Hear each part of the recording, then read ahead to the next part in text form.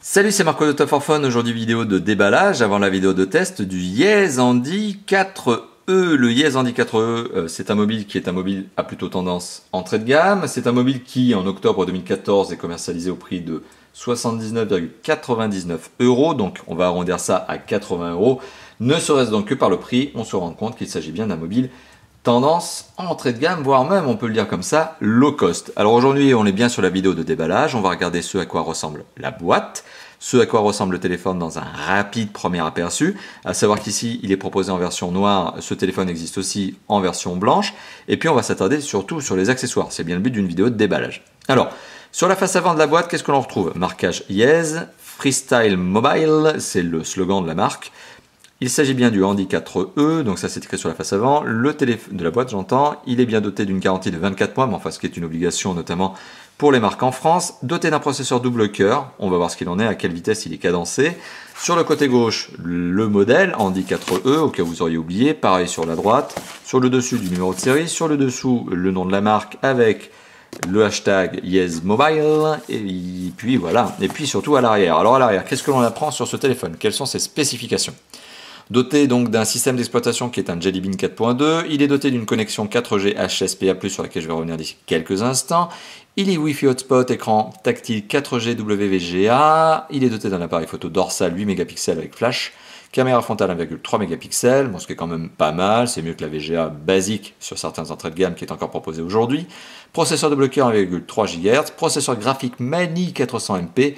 Bon, c'est un petit processeur graphique, on va voir s'il tient encore la route, mais je pense que sur ce genre de téléphone, il ne devrait pas y avoir trop de soucis. Lecture, enregistrement de vidéo en 480p, mémoire optionnelle jusqu'à 64 Go. Qu'est-ce que ça veut dire mémoire optionnelle? Ça veut tout simplement dire qu'il y a un emplacement micro SD. La micro SD n'est pas fournie avec le téléphone. Et le téléphone est doté d'une connexion GPS avec fonction AGPS. Donc il se sert des antennes cellulaires et des bornes Wi-Fi pour accroître sa précision.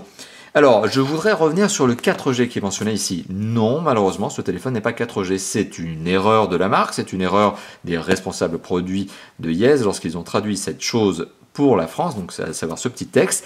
Le téléphone n'est pas 4G, la 4G américaine, parce que cette marque Yes est américaine à l'origine, la 4G américaine c'est de la 3G+ en France. Et oui, en France on a la chance quand même d'avoir de la vitesse web mobile super rapide par rapport à nos chers Américains, à nos chers amateurs de smartphones américains. Donc ici pour le coup, et oui, on est doté bien d'une connexion HSPA+, ce qui en France est de la 3G+, à la limite de la 4G, mais c'est pas de la 4G. Donc l'inscription 4G, je vous le dis, effectivement, elle n'existe pas, hein, la 4G sur ce mobile. Donc soyez prudents, soyez vigilants lorsque vous achetez ce mobile. Non, ça n'est pas du 4G. Et donc, petit message aux responsables de la marque, faites attention tout de même lorsque vous mettez des mentions à l'arrière de vos boîtes. Vous pourriez avoir quelques surprises avec des clients insatisfaits qui pourraient être un peu virulents. Alors un mobile à 80 €, forcément, sans doute, hein, 4G, ça aurait été un petit peu trop espéré. Alors on va ouvrir la boîte, donc on va casser ici le scellé de protection qui vous garantit que ce téléphone est neuf, hein, la boîte est toute neuve, elle n'a jamais été ouverte. Donc je le découvre, le téléphone aussi, avec vous ici pour la première fois. Hop, et qu'est-ce qu'on retrouve à l'intérieur de la boîte? Donc je mets le couvercle de côté.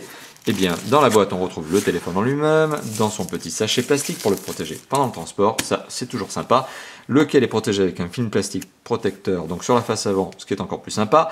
On retrouve un rappel de toutes les spécifications du mobile, notamment ce que je ne vous ai pas indiqué, que ce téléphone est doté d'une épaisseur de 1,25 cm, voilà ici, qu'il est doté donc de 4 Go de ROM.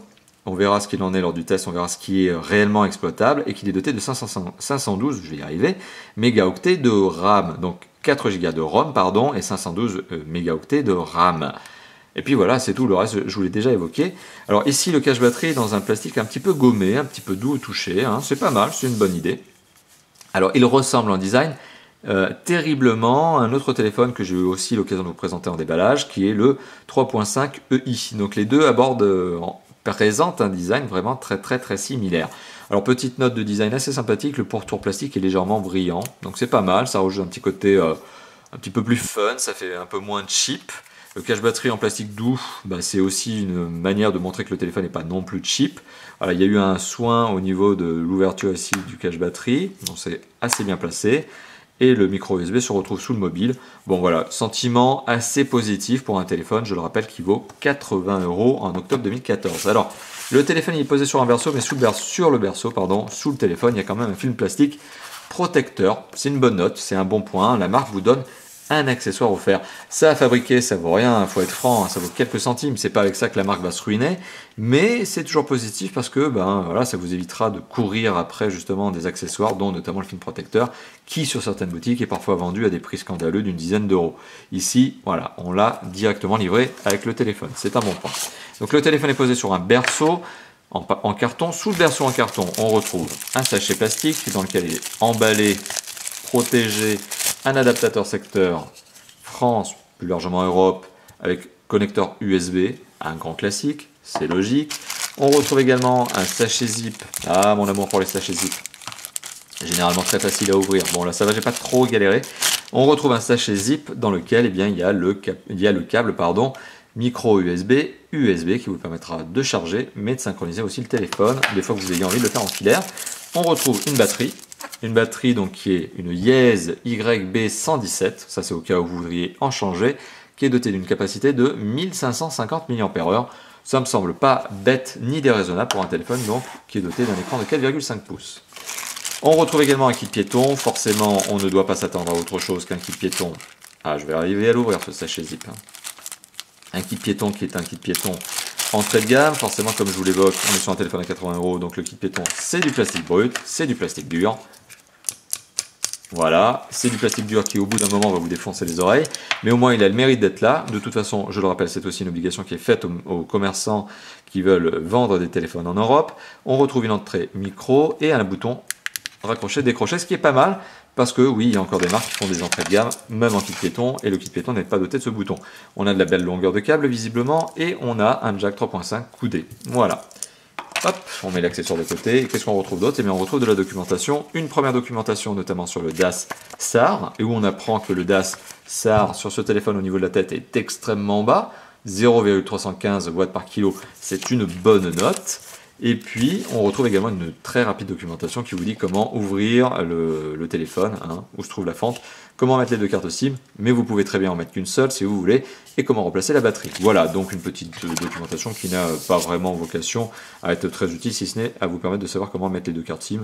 Je le rappelle, un téléphone double SIM, c'est aussi un téléphone qui peut très bien marcher avec une seule SIM. Alors, récapitulatif de ce que l'on retrouve dans la boîte. Alors, on retrouve bien sûr le téléphone. Bon, c'est quand même un minimum, On retrouve le téléphone qui présente plutôt pas mal. Je le trouve assez sympathique, notamment avec son dos en plastique légèrement soft skin, doux au toucher, gommé. C'est une bonne idée. La batterie, une YB117 de 1550 mAh. On retrouve également un adaptateur secteur. On retrouve également le kit piéton très entrée de gamme, mais qui a quand même un beau bouton raccroché, décroché, et le câble USB, micro USB. Voilà. Merci d'avoir visionné la vidéo donc de déballage du Yeze Handy 4E, et il ne me reste plus qu'à vous dire à bientôt, bien sûr, pour le test, mais avant, d'autres déballages, d'autres présentations et d'autres tests. Allez, à bientôt. Ciao, ciao.